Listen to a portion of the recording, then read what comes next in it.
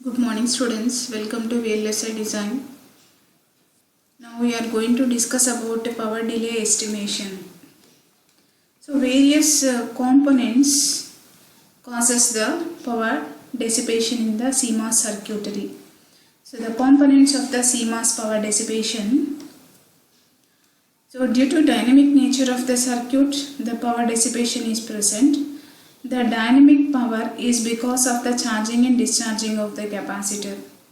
And second one is called as a short circuit current. That short circuit current is because of the P transistor and N transistors are simultaneously on. That leads the current. That current is called as a short circuit current. And a static current. Static current is basically in the analog circuit. The static current and short circuit current both were similar. Why? Because the static current is also both the transistor is in the on state.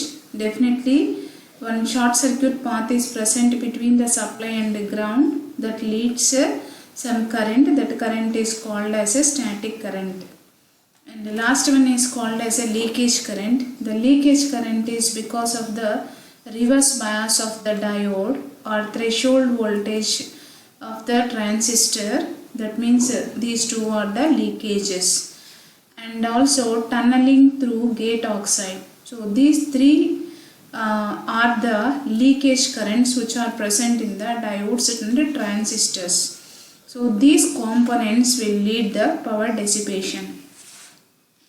So what is the total power dissipation? So if we observe these three, one is dynamic power, these two are similar one. Dynamic power plus static power plus leakage current. Dynamic power plus static current plus leakage current all will lead to total power. But the dynamic power is the highest dissipation power. 75% of leakage is because of the dynamic power and 20% is because of the static current. Only the 5% is because of the leakage current. So if we observe the power dissipation of the circuit, total power is equal to switching power plus short circuit plus leakage.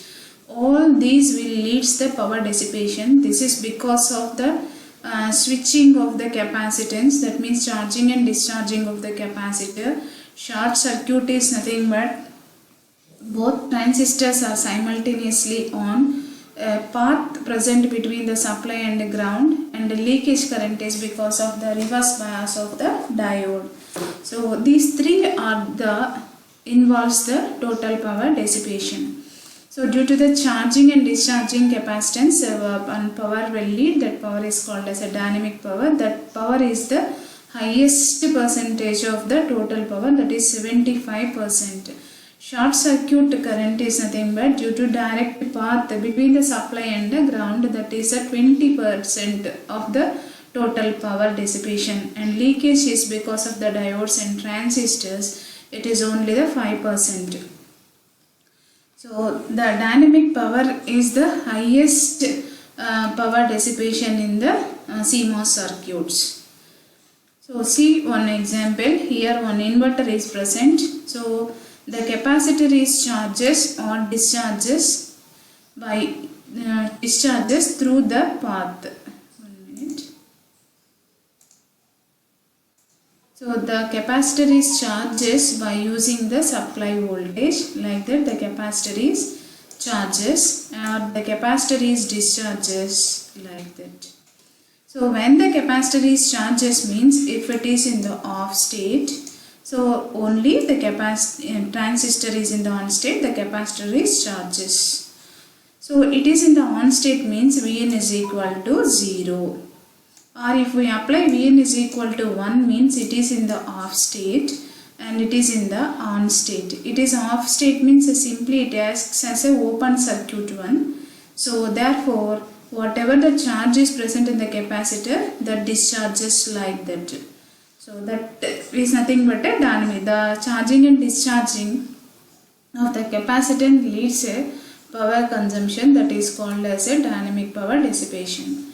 So the output capacitance has been fully charged or discharged. Only one of the pull up and pull down transistor is in the on state, not is in the simultaneous. If simultaneously on means that power dissipation is called as a static power dissipation. At a switching time, that is a charging and discharging times, the capacitor, the charging and discharging is nothing but a dynamic power dissipation. And power consumption, when gate is driven their outputs. So gate is driven their outputs, definitely the power is consumed. The power consumption by the inverter is, the power consumption is independent of the size of the transistor or the resistance of the transistor. It is only depends upon the capacitive load. That is nothing but the size of the capacitor. Size of the capacitor means it is not a it is big in size or small in size, not like that. The value of the capacitance. So the energy required to drive the inverter output highly calculated in two ways. One is called as a current through the load capacitance, and second one is called as a current through the pull-up transistor, and it is represented as a effective resistance Rp. These two are involved to calculate the energy of that particular circuit. So the current through the capacitor is represented by, or voltage across the capacitor is represented by. So the capacitor is charged or the capacitor is discharged. So based on that one, how we can calculate the delay of the that means capacitor. So current through the capacitor and how we can calculate the power estimation of the circuit is based on the voltage and current. Okay, the product of voltage and current will lead to power. So the current is nothing but VDD minus VSS divided by RP into e power minus t divided by RP into CL. So these two are involved. One is CL and one is RP. So this is nothing but the time constant RC. And the voltage across the capacitor is nothing but this one. So these two, if the product of these two, we will get a power. So like way we can calculate or estimate the power in the CMOS circuits. Okay, thank you.